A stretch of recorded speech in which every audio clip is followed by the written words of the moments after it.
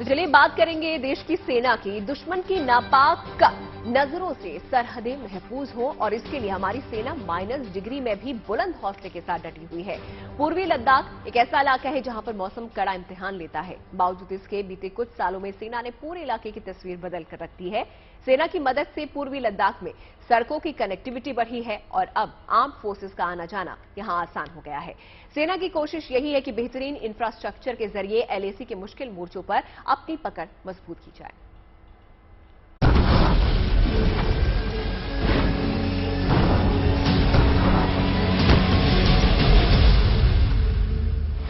LAC पर चीन को टक्कर देने के लिए भारत हर स्तर पर तैयार है, चाहे तकनीक का मोर्चा हो या इंफ्रास्ट्रक्चर का।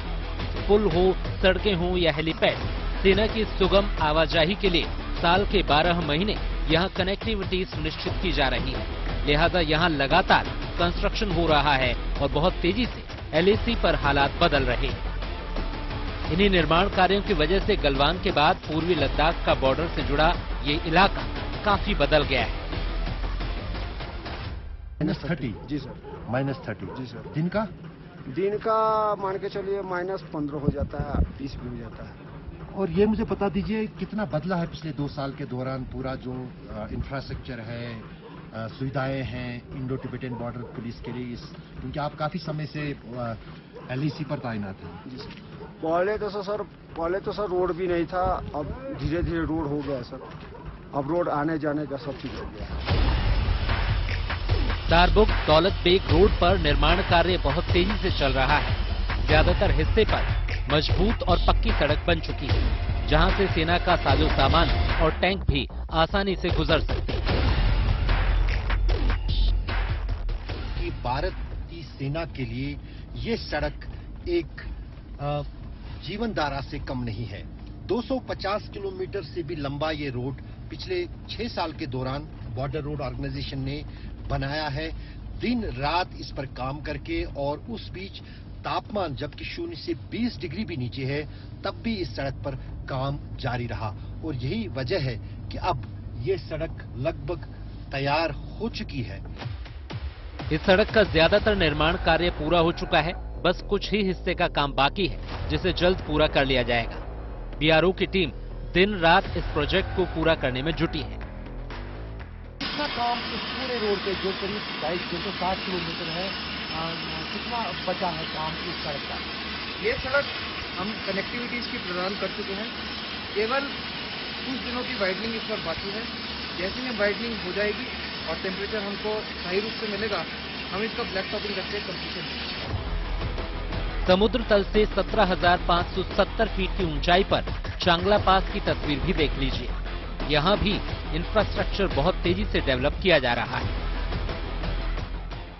इस सड़क को इतना काबिल इस पास को बनाया गया है कि यहाँ से आप बोफोर्स भी जो है आगे लाइन ऑफ एक्चुअल कंट्रोल तक ले सकते हैं, टैंके भी ले सकते हैं और ली भी गई हैं इसी सड़क से। पहले तो ये मात्र सिंगल लेन सड़क था, वो भी बीच बीच में बंद हो जाता है।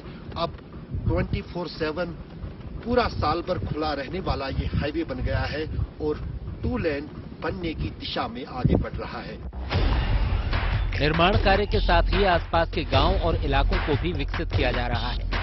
लद्दाख का आखिरी गांव कहे जाने वाले श्योक गांव की भी इस निर्माण कार्य में अहम भूमिका है। इस गांव में 28 परिवार हैं। इन सभी को बॉर्डर रोड ऑर्गेनाइजेशन ही रोजगार दे रही है और एलएसी पर निर्माण कार्यों में ये गांव बखूबी अपनी भागीदारी दर्ज करा रहा है। यहाँ पे इंफ्रास्ट्रक्चर डेवलपमेंट शुरू हुई, उससे पहले से गांव यहाँ पे मौजूद है और लगातार इंफ्रास्ट्रक्चर यहाँ पे डेवलपमेंट हो रही है और इस गांव के सभी लोग जो हैं जोश के साथ बीआरओ के साथ काम कर रहे हैं। हाल ही में रक्षा मंत्री राजनाथ सिंह ने दारबुक श्योक दौलत बेग ओल्डी मार्ग पर बीआरओ की 75 परियोजनाओं का उद्घाटन किया था। इन 75 परियोजनाओं में 45 पुल, 27 सड़कें, 2 हेलीपैड और 1 कार्बन न्यूट्रल हैबिटेट शामिल है। जाहिर है इन प्रोजेक्ट्स का मकसद इस इलाके में बुनियादी ढांचे को मजबूत करना है ताकि एलएसी पर सेना का मूवमेंट सुविधाजनक और तेज हो सके। पूर्वी लद्दाख से अशरफ वाणी के साथ bureau report, good news today. अब बात उस जंग की जिसकी आहट जो है वो नजर आने लगी है। देखिए, कोरोना के नए वेरिएंट ने फिर से लोगों को पुराने दिनों की यादें दिलानी शुरू कर दी हैं। लेकिन राहत की बात यह है कि कोरोना से युद्ध के मोर्चे पर हमारी तैयारी कहीं ज्यादा मजबूत है। देश की करीब करीब पूरी आबादी को वैक्सीन की डोज लग चुकी है। फिर भी सरकारें अलर्ट मोड में आ गई हैं।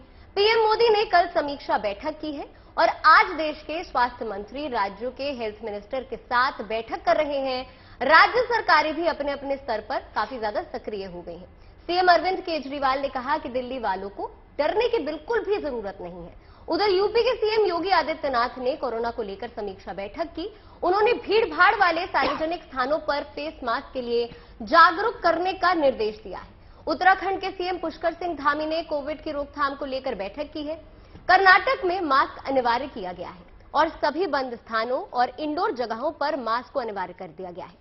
वहीं बात अगर केरल सरकार की करें तो उन्होंने कहा है कि किसी को चिंता करने की कोई जरूरत नहीं है। वहीं ओडिशा, महाराष्ट्र सरकारें भी पूरी तरह से अलर्ट मोड में आ गई हैं।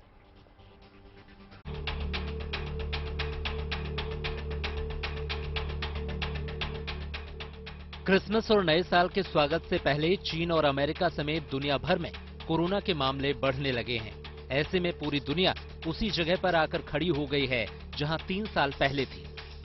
लेकिन भारत को इससे डरने की बिल्कुल भी जरूरत नहीं है, बल्कि अलर्ट रहने की जरूरत है, क्योंकि जानकार मानते हैं कि चीन और भारत के हालात में काफी अंतर है। इसलिए पैनिक होने की नहीं, बस सावधानी बरतने की जरूरत है। तो हमारी सिचुएशन चाइना के हिसाब से अलग है, बेहतर है, लेकिन इसका ये मतलब नहीं कि हम बिल्कुल कुछ ना करें। विजिलेंट रहना जरूरी है। Better to be over prepared rather than under prepared.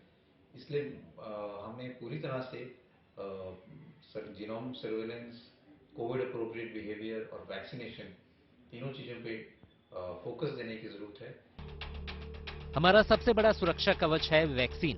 Bharat में कोविड वैक्सीनेशन अभियान काफी सफल और असरदार रहा। हमारे देश में बड़े पैमाने पर वैक्सीनेशन हो चुका है, जिनमें बुजुर्ग, युवा और कम उम्र के बच्चे भी शामिल हैं। इसी को देखते हुए जानकार विदेशों में कोरोना के केस बढ़ने के बावजूद लोगों को न घबराने की सलाह दे रहे हैं। हमारे को डरने की जरूरत इसलिए नहीं है क्योंकि ऑलमोस्ट काफी लोगों के अंदर नेचुरल इन्फेक्शन हुआ और फिर काफी तादाद में लोगों ने वैक्सीन लगवाया है। तो दोनों को मिलाकर एक हिब्रिड तरह की एक इम्यूनिटी हो गई है और वो मुझे लगता है कि इस वायरस को रोकने में काफी सिद्ध होगी। हालांकि कोरोना को मात देने के लिए पहले की तरह 5 हथियारों का इस्तेमाल करने का सुझाव भी सभी जानकारों ने दिया है। ये वही हथियार हैं जिनकी बदौलत अब तक आप और हम कोरोना को हराते आए हैं। ये हथियार हैं टेस्ट, ट्रैक, ट्रीट और टीका। साथ ही सबसे जरूरी और आखिरी हथियार है कोरोना नियमों का सख्ती से पालन करना। प्रधानमंत्री मोदी ने भी त्योहारी सीजन लोगों से एहतियात बरतने और कोरोना नियमों का सख्ती से पालन करने की अपील की है। जानकार भी क्रिसमस और नए साल के मौके पर घरों और क्लबों में होने वाली पार्टी से लोगों को बचने की सलाह दे रहे हैं, क्योंकि भीड़भाड़ ज्यादा होने से संक्रमण का खतरा बढ़ जाता है। इसलिए मैं बोल रही हूँ कि पैनिक करने की ज़रूरत नहीं है, बट कॉशियस रहने की ज़रूरत है, क्योंकि आने वाले दिन जैसे क्रिसमस है, न्यू ईयर है, ये समय होता है जब लोग पार्टी करते हैं और हम अपना गार्ड डाउन कर देते हैं। तो थोड़ा कॉशियस रहना है क्राउडेड एरियाज के लिए। इस बीच आईआईटी कानपुर के प्रोफेसर मणिंद्र अग्रवाल ने साफ किया कि चीन में हाहाकार मचाने वाले कोरोना के नए वेरिएंट BF.7 से घबराने की जरूरत नहीं है। ये ओमिक्रॉन फैमिली का सब वेरिएंट है जो चीन में वैक्सीन लगवा चुके लोगों को भी चकमा दे रहा है। साथ ही उन्होंने बताया कि भारत के लोगों में 98% से ज्यादा नेचुरल इम्यूनिटी है, इसलिए यहाँ चीन जैसे हालात नहीं होंगे। जिस देश में नेचुरल इम्यूनिटी कम है, वहाँ इसका असर ज्यादा हो सकता है। हम आपको बता दें कि ये वही प्रोफेसर मणिंद्र अग्रवाल हैं जिनका भारत में कोरोना की दूसरी लहर को किया गया आकलन सटीक साबित हुआ। भारत में बहुत ही हाई लेवल की नेचुरल इम्यूनिटी कई महीनों से आ चुकी है। 98% से अधिक लोगों में इम्यूनिटी है इस समय मेरे आकलन के अनुसार।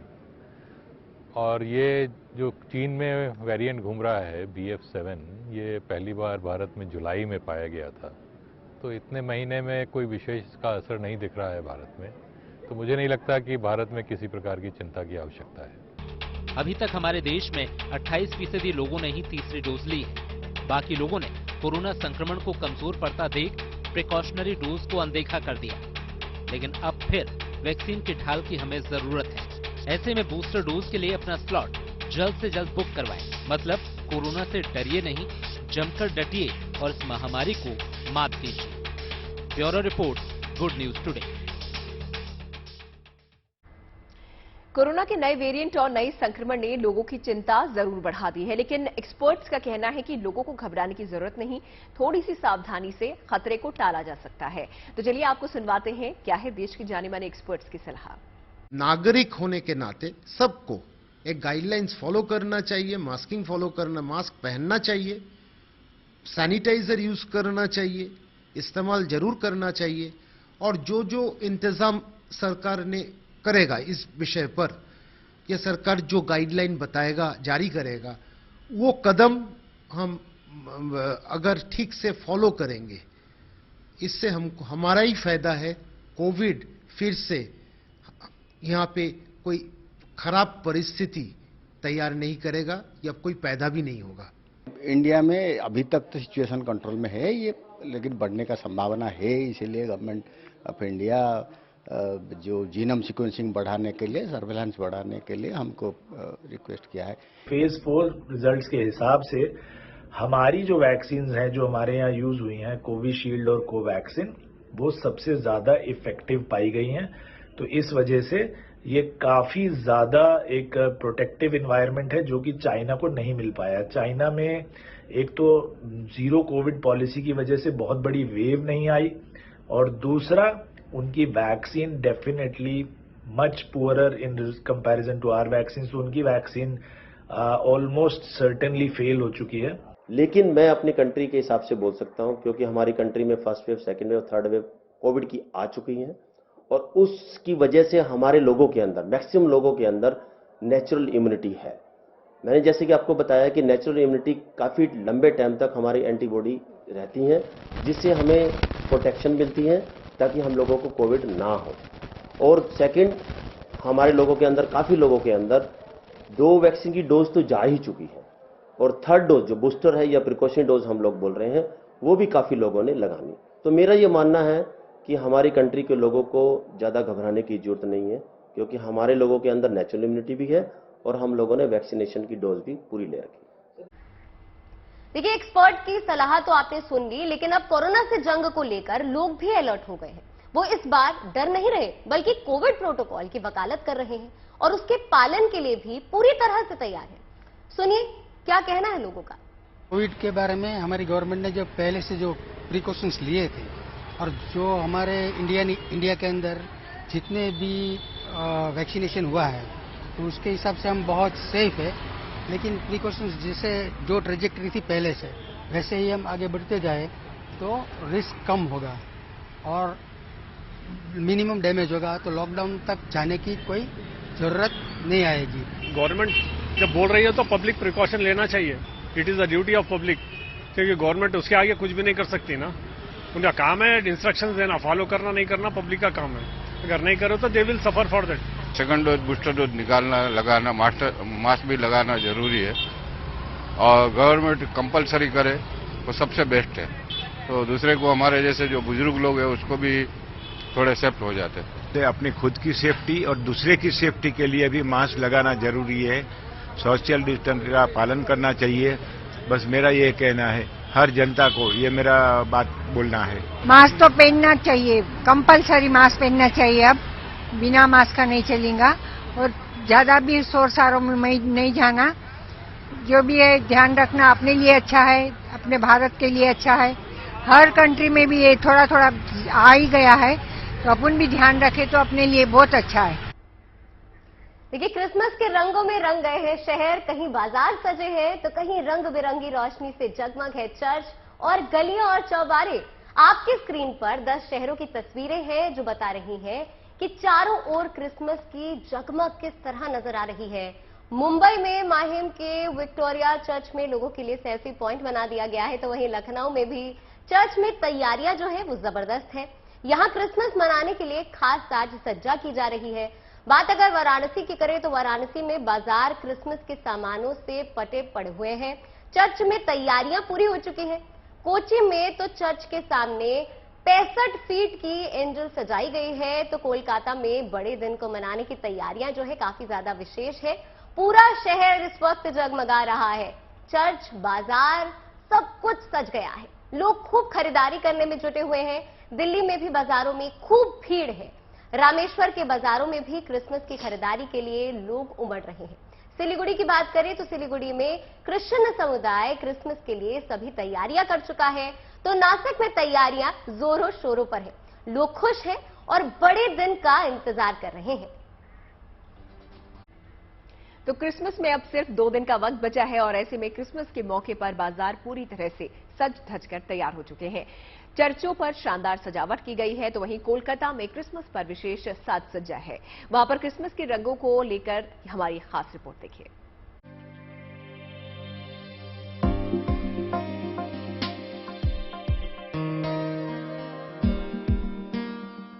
क्रिसमस और नए साल की धूम पूरे देश में है। इन तस्वीरों को देखकर इसका अंदाजा भी लगाया जा सकता है। साल के आखिरी उत्सव की तैयारियां चरम पर हैं। कोलकाता के इस चर्च की रौनक देखिए। यहां लोगों का उत्साह देखते ही बन रहा है। कोलकाता के चंदन नगर में 332 साल पुराने चर्च की ये तस्वीर बेहद अद्भुत है। कैथोलिक चर्च पर शानदार सजावट की गई है। इस नजारे को देखने के लिए लोग दूर दूर से पहुंच रहे हैं। चर्च के बाहर बच्चों के मनोरंजन का भी पूरा इंतजाम किया गया है। क्रिसमस को लेकर लोगों में काफी उत्साह है। हालांकि कोरोना को लेकर लोग अलर्ट भी दिख रहे हैं। हमारे बीच में तो नया जो वेरिएंट आया है, तो आई थिंक मुझे लगता है कि प्रिकॉशन फिर से जरूरी है। वेस्ट बंगाल के लोग मतलब मैक्सिमम टाइम मास्क नहीं पहनते हैं, तो अभी जो गैदरिंग चल रही है तो मुझे लग रहा है कि प्रिकॉशन बहुत ही जरूरी है। मास्क पहनना तो बहुत ही जरूरी है। हम सबने देखा है कि कोविड के टाइम में सबको कितना परेशानी का सामना करना पड़ा है, तो सेलिब्रेशन अपनी जगह है। ऑफ कोर्स हम लोग 2 साल से सेलिब्रेट नहीं कर पाए हैं, इस साल करेंगे, लेकिन ऑफ कोर्स मास्क पहनकर और सारे सेफ्टी मेजर्स को ध्यान में रखते हुए, क्योंकि हम फिर से वो पहले कोविड वाले एरा में वापस नहीं जाना चाहते। अब कोलकाता के इन बाजारों की चमक दमक देखिए। ये भी क्रिसमस के रंग से सराबोर हैं। बाजारों में खरीदारों का हुजूम है। सतरंगी लाइटिंग के बीच ये नजारा मंत्रमुग्ध कर देने वाला है। क्रिसमस ट्री, सेंटा क्लॉज समेत तमाम सजावट के सामान यहां बाजारों की रौनक में चार चांद लगा रहे हैं। कोलकाता से भोलानाथ साहा के साथ bureau report, good news today. छुट्टियों के सीजन इस वक्त चल रहा है और इस सीजन में सैलानियों का पहाड़ी इलाकों में पहुंचने का सिलसिला भी चल रहा है। शिमला में क्रिसमस को लेकर खास तैयारियां की गई हैं। मनाली में 2 साल के बाद बड़ी संख्या में पर्यटक पहुंचे हैं और नए साल और क्रिसमस के मौके पर सैलानियों को रिवर राफ्टिंग, पैराग्लाइडिंग खूब पसंद आ रहा है। देखिए।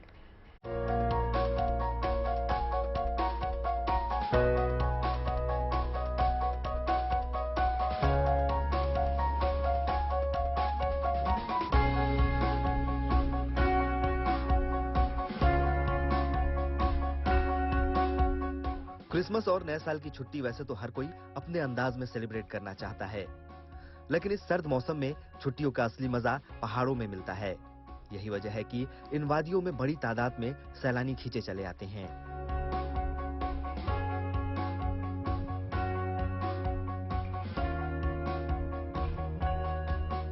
क्रिसमस के मौके पर शिमला सहित कई पहाड़ी इलाकों में सैलानी पहुंचने लगे हैं। कई होटल्स में बुकिंग फुल है। बर्फबारी और 25 दिसंबर का सैलानियों को बेसब्री से इंतजार है। शिमला के रिज मैदान पर मौजूद क्राइस्ट चर्च की खूबसूरती निहारने देश ही नहीं बल्कि विदेश से भी लोग आ रहे हैं। तो हमें उम्मीद है कि ये 25 से 31 का जो दिन है, जो इसके एक हफ्ता है, इसमें काफी रश रहेगा और लोग काफी शिमला आएंगे। आ रहे हैं यहाँ पर ज्यादा कि हाँ देखते हैं शिमला में बर्फ पड़ेगी, क्रिसमस का माहौल कैसा होता है, क्या होता है, लेकिन लगता नहीं कि यहाँ क्रिसमस पर बर्फ हो पाएगी यहाँ पर, क्योंकि यहाँ का जो लोकल स्टाफ है यहाँ का, वो भी यही बोल रहा है कि जनवरी में बर्फ का है चांसेस, दिसंबर में शायद मुश्किल हो पाएगा चांसेस। अब मनाली का खूबसूरत नजारा देखिए। छुट्टियों के सीजन में जब ऐसी वादियां देखने को मिल जाए तो छुट्टी और क्रिसमस दोनों स्पेशल बन जाते हैं। लिहाजा हिमाचल का मनाली सैलानियों को खूब भा रहा है। मेरा पहला विजिट है, बहुत अच्छा एक्सपीरियंस है। क्लाइमेट बहुत, उधर से क्लाइमेट से, हम साउथ से, डीप साउथ से है, उधर से क्लाइमेट कंपेयर करें तो यहाँ कम्प्लीटली चेंज है। उधर 21 डिग्री सेल्सियस हो तो उतना ठंड नहीं लगता, लेकिन यहाँ 9 डिग्री 8 डिग्री में बहुत ठंड लगता है। हाँ, अच्छा एक्सपीरियंस है, हो रहा है। सैलानियों के पहुंचने से स्थानीय कारोबारियों के चेहरे पर भी रौनक आ गई है। कारोबार पिछले 2 साल की तुलना में बेहतर होने की उम्मीद है। माना जा रहा है कि यहां 31 दिसंबर को रिकॉर्ड तोड़ सैलानी मौजूद रहेंगे।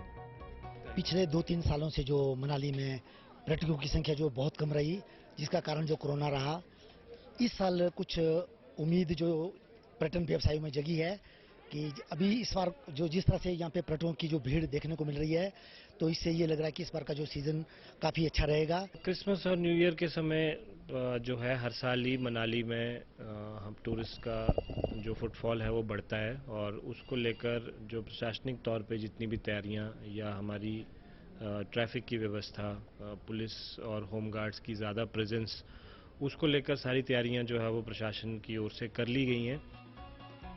जाहिर है क्रिसमस और नए साल का रंग लोगों के सिर चढ़कर बोल रहा है। हालांकि कोरोना का खतरा टला नहीं है। ऐसे में भीड़ भाड़ वाले इलाके में सावधानी जरूरी है और कोरोना गाइडलाइंस का पालन भी, ताकि जश्न का दौर चलता रहे और सेहत भी बनी रहे। शिमला से विकास शर्मा, मनाली से मनविंदर अरोड़ा के साथ bureau report, good news today. Bharat में नए साल पर ज्यादातर लोग धार्मिक जगहों में दर्शन और पूजा करने के लिए जाते हैं, जहां वो आने वाले साल में खुशियों और सफलता की कामना भी करते हैं। और इनमें वैष्णो देवी और शिरडी के साईं बाबा का दरबार काफी प्रसिद्ध है, जहां पर साल के पहले दिन बड़ी संख्या में श्रद्धालु आशीर्वाद लेने के लिए पहुंचते हैं।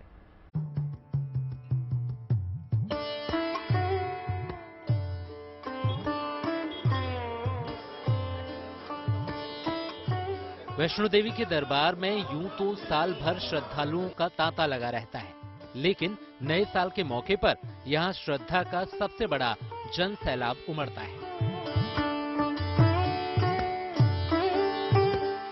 इस साल भी दर्शन के लिए बड़ी संख्या में लोगों के पहुंचने का अनुमान है, जिसके लिए प्रशासन ने तैयारियां तेज कर दी हैं। हमारी कैलकुलेशन है कि शायद इस बार भी 31 को भी हम काफ़ी अच्छा मात्रा में जो हमारे श्रद्धालु हैं उनको एक्सपेक्ट कर रहे हैं, और उनकी सुविधाओं को लेकर, जहां पे बेसिक उनको जो फैसिलिटीज़ और सुविधाएं हमने प्रोवाइड करनी है उनको लेकर, उनकी सिक्योरिटी को, उनको, ताकि उनको किसी तरीके की प्रॉब्लम ना हो, तो वो चीज़ों का ध्यान रखते हुए हमारी मीटिंग जो है वो और अरेंजमेंट जो है इन प्लेस जो है हो गए हैं। श्री माता वैष्णो देवी श्राइन बोर्ड और प्रशासन ने श्रद्धालुओं को सुगमता से दर्शन करवाने के पुख्ता इंतजाम किए हैं। भीड़ को नियंत्रित करने के लिए अलग रणनीति के तहत काम किया जाएगा। प्रशासन का कहना है कि जब भीड़ का दबाव बढ़ेगा, तब जगह जगह पर यात्रियों को रोका जाएगा। तो ये एक श्री माता वैष्णो देवी श्राइन बोर्ड की बड़ी अच्छी मुहिम है, जिससे कि हम जो है डिजिटली चेक कर सकते हैं कि कहाँ से कितने लोग जो हैं किस स्पॉट पे इस समय खड़े हैं और कितनों ने इस स्पॉट को क्रॉस किया, तो उसको जो है अच्छे से इम्पोज किया जाएगा। और डिजिटल तरीके से जो है क्राउड मैनेजमेंट करने का एक बहुत अच्छा नया जो इनिशिएटिव है वो भी इसमें हेल्प करेगा। सुरक्षा के पुख्ता इंतजाम किए गए हैं। यात्रा पर नजर बनाए रखने के लिए सीसीटीवी कैमरों की मदद ली जाएगी। यात्रा मार्ग पर पैदल चल रहे यात्रियों को सभी जरूरी जानकारी लाउड स्पीकर के जरिए मुहैया कराई जाएगी। मैनेजमेंट बहुत अच्छा है और बहुत बढ़िया अच्छी मैनेजमेंट है, अच्छे तरीके के अच्छे लोग हैं, मतलब कोई दिक्कत वाली बात नहीं। इसके अलावा यात्रा मार्ग पर जगह जगह पर चेक पोस्ट भी बनाई गई है। ऐसा ही उत्साह और तैयारियों की झलक साईं की नगरी शिरडी में भी देखने को मिली। क्रिसमस और नए साल के स्वागत के लिए शिरडी पूरी तरह से सज चुकी है। सबका मालिक एक का संदेश देने वाले साईं बाबा के दरबार में नए साल के मौके पर देश विदेश से लाखों श्रद्धालु आशीर्वाद लेने पहुंचते हैं। इस साल भी 1 से 10 जनवरी के बीच करीब 7 से 8 लाख श्रद्धालुओं के यहां दर्शन के लिए पहुंचने की उम्मीद है। नए साल के लिए यहां के ज्यादातर होटल्स में बुकिंग फुल हो चुकी है। ऐसे में प्रशासन ने तैयारियां तेज कर दी हैं। 31 दिसंबर को 1 से 10 जनवरी के बीच 1 से 10 श्रद्धालुओं के ट्रैफिक कंट्रोल के लिए एक अलग रणनीति बनाई है ताकि लोगों को जाम में ना फंसना पड़े। शासन का जो अंदाज है तो कम से कम ये आने वाले 10 दिनों में 7 से 8 लाख भाविक श्रद्धालु यहाँ पे आने वाले हैं। तो ये भाविकों का दर्शन सुलभ तरीके से हो, भाविकों का जो आने वाली उनकी ट्रैफिक है वो ट्रैफिक का मैनेजमेंट अच्छी तरह से हो, इसके लिए स्थानिक पुलिस प्रशासन और बाकी के सारे लाइन डिपार्टमेंट की तरफ से अभी तैयारी चली है। कोरोना के खतरे को देखते हुए श्रद्धालुओं को सावधानी बरतने की हिदायत दी जा रही है। भक्तों को मैं यही अपील करूंगा कि कोविड शुरू हुआ है ऐसा समझ के जो हम लोग जो प्रिकॉशंस ले रहे थे पहले जो कोविड के पीरियड में, जैसे मास्क पहनना, सैनिटाइजर यूज़ करना या सोशल डिस्टेंस रखना, जहाँ पे भीड़ हो वहाँ पे न जाना, ये लोगों ने पालन करना चाहिए। जाहिर है आस्था के ये केंद्र भक्तों के स्वागत के लिए तैयार हैं, लेकिन बदले हालात में पूरे एहतियात के साथ। शिरडी से नितिन मिरांडे के साथ bureau report, good news today. तो ठंड का ये मौसम है, घूमने फिरने का मौसम है, आप भी खूब घूमिए, लेकिन ये दिमाग में जरूर रखिए कि कोरोना का खतरा अभी टला नहीं है, मगर कुछ सावधानियां अगर रखी जाए तो घूमने में यहां पर आपको कोई नहीं रोक सकता और घूमने से, डरने से बचा जा सकता है। और इसीलिए इन बातों पर गौर जरूर कीजिएगा। कौन सी वो बातें हैं, चलिए दिखा देते हैं आपको। सबसे पहली चीज है वैक्सीनेशन। विदेश जाने वाले लोगों से लेकर भारत में भी अलग अलग जगहों पर घूमने वाले लोगों तक हर व्यक्ति के लिए वैक्सीन की दोनों डोज के साथ ही बूस्टर डोज लेना आपको राहत दे सकता है। जिस जगह अगर आप जा रहे हैं वहां का कोविड रेट, यानी कि कितने पेशेंट्स वहां पर रोज मिल रहे हैं, सामने आ रहे हैं, उसे चेक आप जरूर कीजिए। ऐसी जगह का प्लान बनाएं जहां पर भीड़ भाड़ कम हो और खतरा कम हो। अपनी वैक्सीनेशन सर्टिफिकेट और टेस्ट रिपोर्ट को अपने साथ हमेशा रखें। अगर डेस्टिनेशन ज्यादा दूर की ना हो तो अपनी कार से ही आप ट्रैवल करें, वो आपके लिए सेफ होगा। इससे आप पब्लिक ट्रांसपोर्ट में होने वाली परेशानियों और संक्रमण के खतरे से बच सकेंगे। साथ ही आपको बार बार टैक्सी जैसी चीजों को ढूंढने की जरूरत नहीं पड़ेगी, टेंशन नहीं लेनी पड़ेगी। ट्रेन या बस में सफर करने से आप बचें, इसे अवॉइड करें। लेकिन अगर इन साधनों से ही आपको जाना पड़ रहा है तो ज्यादा सावधान होने की आपको जरूरत होगी। रास्ते में खाने पीने या फिर पब्लिक वॉशरूम यूज करने से जितना बच सकते हैं उतना बचें। पानी आप पर्याप्त मात्रा में अपने साथ रखें, पानी पीते रहें। अपनी चादर, अपना तकिया अपने साथ रखें और मास्क को हमेशा अपने मुंह में रखें। सामान में मास्क, ग्लव्स, सैनिटाइजर आपके साथ जरूर हो, इसका भी आप ध्यान रखें। बहुत भीड़ भाड़ वाली जगहों पर अगर जा रहे हैं तो वहां पर जाने से बचें और ये याद रखें कि आप सुरक्षित रहेंगे तो घूमने के और भी मौके आपको जरूर मिलेंगे। वक्त हो चला है आप सभी से अलविदा कहने का। और हाँ, जैसे कि हम खबर नहीं बदलते, नजर बदलते हैं। तो बने रहिएगा GNT के साथ अच्छी खबरों के लिए।